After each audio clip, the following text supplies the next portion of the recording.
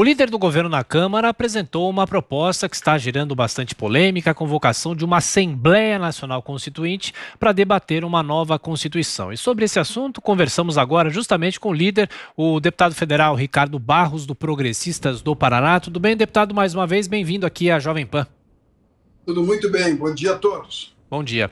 Deputado, o senhor reiterou que não é uma proposta do governo de Jair Bolsonaro, o senhor não está falando pelo governo, é uma ideia do senhor. Eu pergunto, inicialmente, antes de falar, claro, sobre como se daria essa Constituinte, por que o Brasil precisa, na avaliação do senhor, de uma nova Constituição e não uma remodelagem dessa atual com as emendas? Bem, só nesse momento, eu, como líder do governo, estou aqui trabalhando para aprovar 4 emendas constitucionais: reforma administrativa, reforma tributária, PEC emergencial e pacto federativo. E nós precisamos de votar para poder viabilizar o próximo ano. Então, o sistema está esgotado. Carga tributária 35%, já a sociedade não aceita pagar mais impostos, portanto, nós não temos mais dinheiro, temos uma dívida de 4 trilhões e meio, não pagamos o juro da dívida há anos, só rolamos a dívida. Agora, com a Covid, subiu muito o endividamento, porque esse ano nós tivemos que sustentar a sociedade com recursos públicos para manter a economia e combater a crise de saúde. Então, nós estamos numa inviabilidade. Claro, podemos reformar? Podemos, e vamos fazer isso. Eu estou empenhado, como líder do governo, em aprovar essas 4 reformas. Mas sim, são 4 emendas constitucionais, além da previdenciária que já fizemos no ano passado. Então, nós estamos sucessivamente precisando reformar a nossa Constituição para dar viabilidade ao arcabouço de direitos e deveres que foram instituídos. A palavra deveres tem menos de 20 vezes na Constituição. E a palavra direitos tem 200 vezes, quase 200 vezes. Então, obviamente, não dá conta uma coisa da outra. Eu, pessoalmente, penso que é melhor começar de novo, fazer uma Constituição mais enxuta, mais simples, mais objetiva e equilibrada, tanto economicamente quanto nos direitos. Porque diz lá na Constituição, todos são iguais perante a lei, mas isso na prática não se verifica. O deputado, uma vez ouvindo um jurista, justamente sobre essa história de se começar do zero uma nova Constituição, a Constituição atual não tem o botão de reset, não tem como você simplesmente esquecer essa e começar uma nova discussão. Por qual ponto que começaria essa nova discussão? A população seria convocada? Seriam deputados exclusivos para discutir esse assunto? Eu penso que o cenário ideal é um plebiscito, porque precisamos de um plebiscito para autorizar que um grupo seja constituinte e uma regra para a eleição desses representantes. Sempre pensei que o ideal é uma constituinte exclusiva, uma constituinte onde os seus membros que desenharem a solução não possam concorrer a cargos públicos, para não acontecer as emendas do vale isso, vale aquilo, licença isso, licença aquilo, um monte de benefícios que foram ali implantados por iniciativas individuais e que geraram depois muitas eleições entre essas pessoas. Então, acho que não é por aí, é fazer uma Constituição pensando no Brasil, no longo prazo.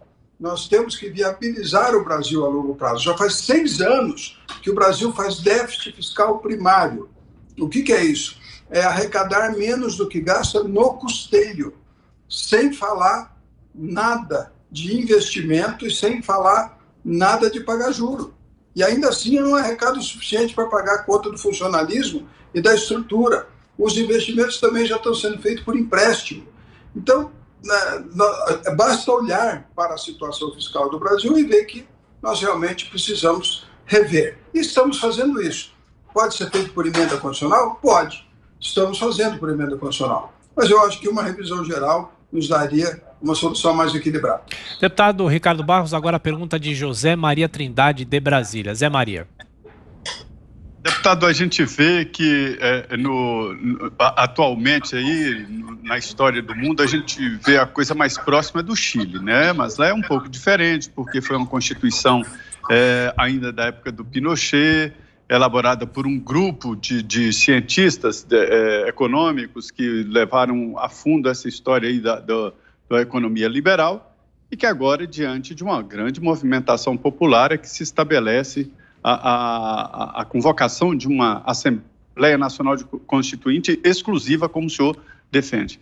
É aí que o senhor toma como exemplo para falar, para defender essa nova Constituinte no Brasil?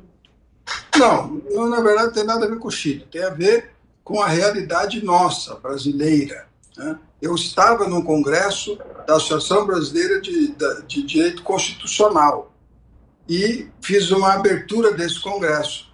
E, obviamente, eu provoquei uma reflexão. E essa reflexão é isso. Será que essa Constituição, que lá, quando Sarney a promulgou, o Sarney disse, essa Constituição tornará o país ingovernável. É só procurar, está lá na imprensa, né? E hoje nós estamos colhendo esse momento. Nós precisamos urgentemente reformar a Constituição para poder viabilizar o equilíbrio das contas públicas. Isso vamos ter que continuar fazendo sucessivamente, até que a gente possa encontrar uma equação. Mas são outros problemas da Constituição que precisam ser enfrentados também. Então, é uma possibilidade. Agora, o que nós estamos propondo? Um plebiscito. Primeiro, a Câmara tem que aprovar um projeto de decreto legislativo, e o Senado, convocando esse plebiscito.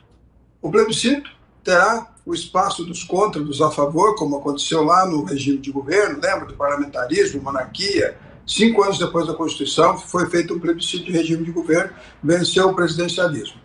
E aprovado o plebiscito e aprovada a nova Constituinte, aí nós teremos a possibilidade de eleger os representantes e aguardar o resultado do trabalho. Tem muita coisa pela frente. Eu fiz apenas uma reflexão de que, diante das dificuldades que nós enfrentamos hoje com a nossa Constituição cidadã, que tem muitos direitos e poucos deveres, talvez o ideal fosse repensá-la de forma integral, fazer uma coisa mais enxuta, mais simples. Nós temos 200 e tantos artigos na nossa Constituição, os americanos têm 7 artigos na Constituição.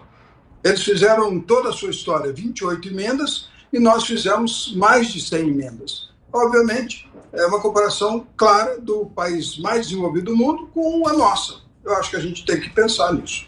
Deputado, para a gente fechar, a pergunta agora de Leandro Narlock. Leandro. Oi, deputado, muita gente, o senhor e aí muita gente fala de que a Constituição brasileira torna o país ingovernável. Quais especificamente os artigos que tem esse efeito e qual na sua opinião, é aí a principal mudança que precisa acontecer numa nova Constituição brasileira?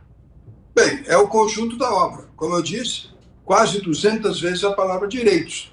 A máquina pública brasileira custa 14% do produto bruto nosso, do produto interno bruto. A máquina pública japonesa custa 5% do produto interno bruto.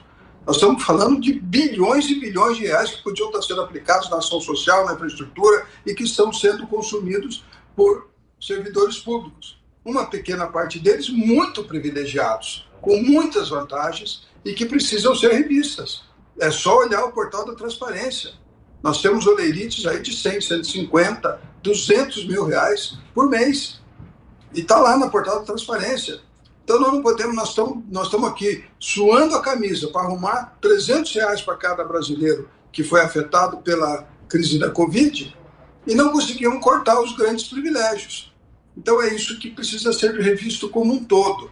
Além do equilíbrio entre poderes, a isonomia, a estabilidade do servidor público, a isonomia de salários impede a meritocracia. A gente não consegue premiar o bom servidor, né? Então, vamos pensar nisso. Mas, claro, temos um longo caminho pela frente. Temos o plebiscito, temos a instalação da nova Constituição, a eleição dos membros, que se for uma exclusiva, eu acho que seria o melhor desenho, né? Mas, até lá, vamos precisar reformar essa que nós temos muito rapidamente. Então, agora falando como líder do governo, vamos aprovar o Pacto Federativo, a PEC emergencial, a reforma administrativa, a reforma tributária. 4 emendas constitucionais urgentes para viabilizar o país. Ok, deputado Ricardo Barros, líder do governo na Câmara, mais uma vez, obrigado pela atenção, pela gentileza. Bom trabalho. Um abraço.